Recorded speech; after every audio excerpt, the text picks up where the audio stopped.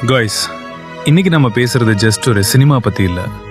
இன்னைக்கும் உலகெங்கிலும் கோடிக்கணக்கான மக்களின் மனசுல கண் ஓரத்துல நிலைச்சு நடக்கிற ஒரு எமோஷனல் மாஸ்டர் பீஸ் பத்தி.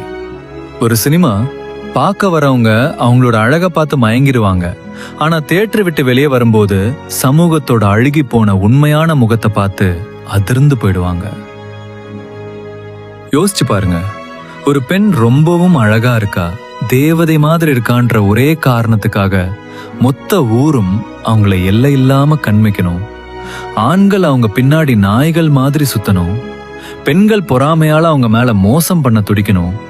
கடைசியில அவங்க எந்த தப்பும் செய்யலனாலும் சமூகத்தோட அநியாயமான தீர்ப்புக்கு ஆளாகி நரக வேதனை அனுபவிக்கணும்.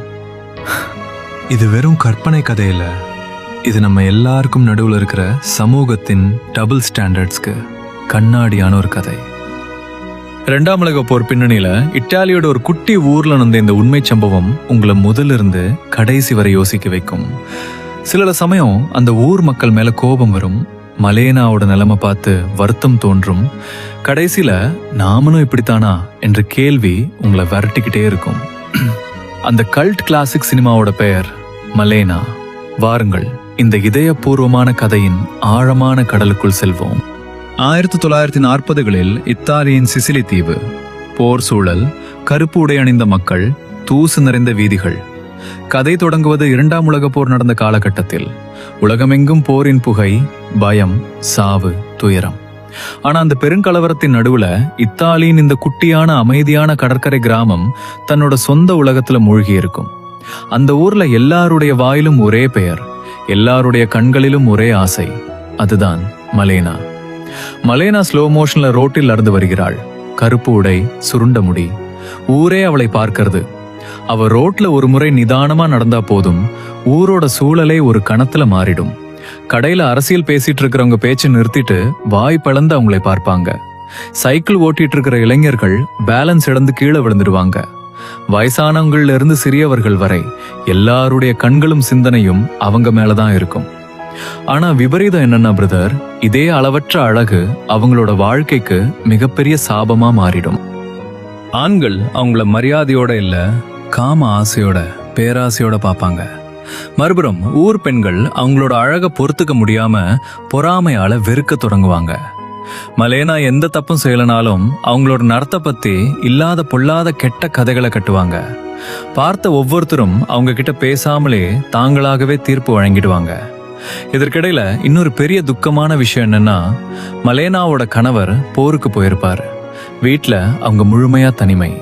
ஆதரவு இல்ல, துணையாக இருக்கிற ஆண்கள் இல்ல, தோழமையாக இருக்கிற பெண்கள் இல்ல.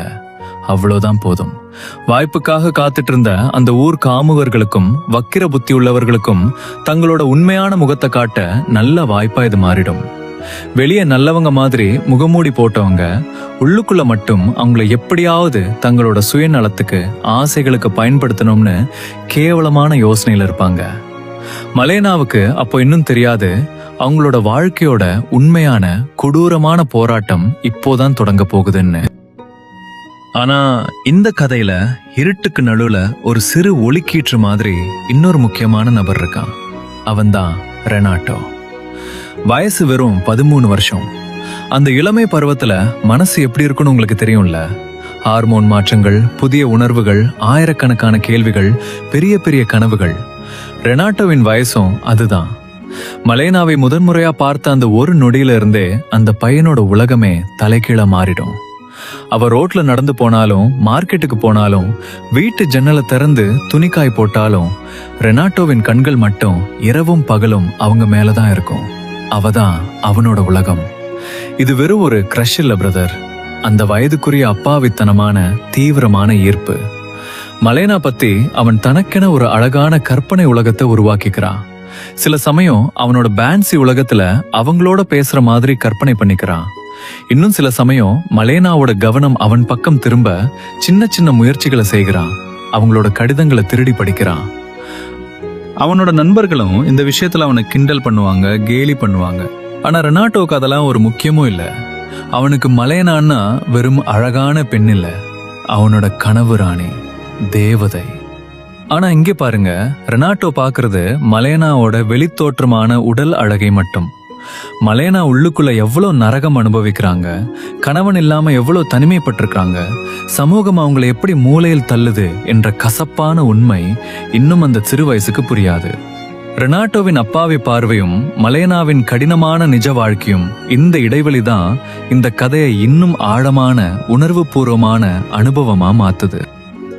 ஆனா இங்கிருந்து கதை முற்றிலும் வேறு பாதைக்கு மாறும். இது வெறும் ஒரு திருப்பு முனை இல்ல, ஒரு துயரத்தின் தொடக்கம்.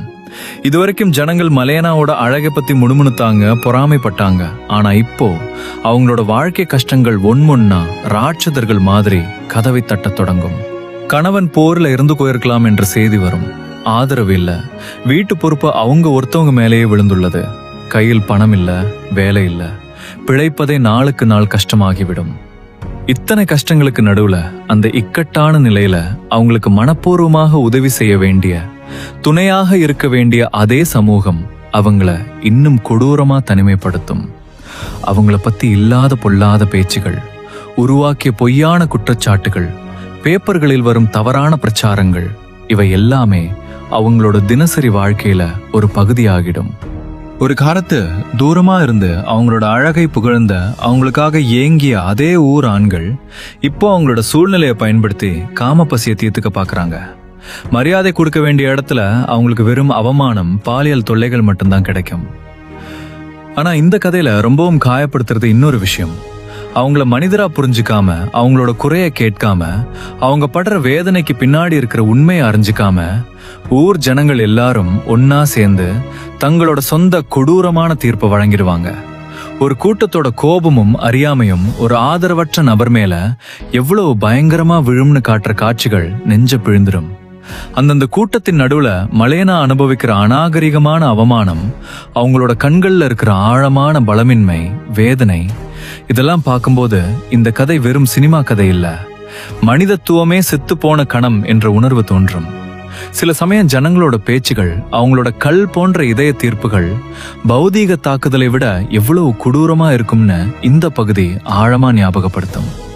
இதுவரைக்கும் அழகே அவங்களோட சொத்தும் அடையாளமும் ஆனா, இப்போ அதே அழகு அவங்களோட வாழ்க்கைக்கு மிகப்பெரிய பாரமாகவும் சாபமாகவும் மாறும். இறுதி பகுதிக்கு வரும்போது இந்த சினிமா நம்ம முன்னாடியும் சமூகத்தின் முன்னாடியும் ஒரு பெரிய கடினமான கேள்வியை வைக்குது. ஒரு மனிதனோட மதிப்பை நம்ம அவங்களோட உண்மையான குணத்தால் அளக்குறோமா, இல்ல சமூகம் உருவாக்குகிற வம்புகள் மற்றும் கதைகள் மூலமா அளக்குறோமா? முதல்ல மலேனாவை பார்த்து கைத்தட்டி புகழ்ந்த ஜனங்களே அதுக்கப்புறம் அவங்க மேல கல் எறிவாங்க. மறுபடியும் சூழ்நிலை மாறும்போது அதே ஜனங்கள் தங்களோட நடத்தைய மாத்திப்பாங்க, சைலண்ட் ஆயிடுவாங்க. இந்த மாற்றம், இந்த ஆப்பர்ச்சுனிசம் சினிமாவோட ரொம்பவும் தாக்கத்தை ஏற்படுத்துற மற்றும் வெறுப்பை தருகிற விஷயங்களில் ஒன்றா தெரியும். மலேனா கடைசியில வெறும் ஒரு கதாபாத்திரத்தின் துயரமான பயணத்தை முடிக்காது, நம்ம சமூகத்தின் இரட்டை நிலை, பாசாங்கு மற்றும் கொடூரம் பத்தி தீவிரமா யோசிக்க வைக்கும். அதனாலதான் இந்த சினிமா வெளியாகி பல தசாப்தங்கள் கடந்தும் இன்னைக்கும் விவாத பொருளாகவே இருக்கு, பொருத்தமானதாகவே மிச்சம் இருக்கு. உங்களுக்கு இந்த சினிமால ரொம்பவும் யோசிக்க வச்ச, காயம் ஏற்படுத்திய காட்சி எது? அந்த ஊர் மக்களோட நடத்தை பத்தி உங்களோட கருத்து என்ன? உங்களோட கருத்தை கமெண்ட்ல கண்டிப்பா சொல்லுங்க.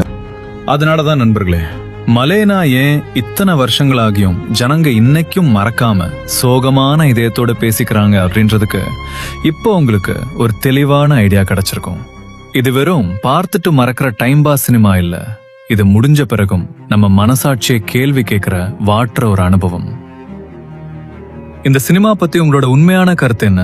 உங்களுக்கு எந்த பகுதி அதிகமா தாக்கம் ஏற்படுத்துச்சு? உங்களோட கருத்தை காமெண்ட்ல கண்டிப்பா ஷேர் பண்ணுங்க. உங்களோட ஒவ்வொரு காமெண்ட்டையும் நான் கண்டிப்பா படிப்பேன். இது போல இன்ட்ரெஸ்டிங் எமோஷனல் மூவி ரிவ்யூகள், கல்ட் கிளாசிக்ஸ் எக்ஸ்பிளைனர் வீடியோக்கள் மற்றும் ஆழமான சினிமா விஷயங்களுக்காக நம்ம ரீல் தமிழ் சேனலை இப்போதே சப்ஸ்கிரைப் பண்ணுங்க. பெல் ஐக்கான் அழுத்த மறந்துடாதீங்க. வீடியோ பிடிச்சிருந்தா ஒரு பெரிய லைக் கொடுங்க. உங்க சினிமா பிரியரான நண்பர்கள் எல்லாருக்கும் ஷேர் பண்ணுங்க. இன்னொரு அற்புதமான கதையோட, மற்றொரு அற்புதமான சினிமாவோட அடுத்த வீடியோல சந்திப்போம். அது வரைக்கும் டேக் கேர், கீப் வாட்சிங் ரீல் தமிழ்.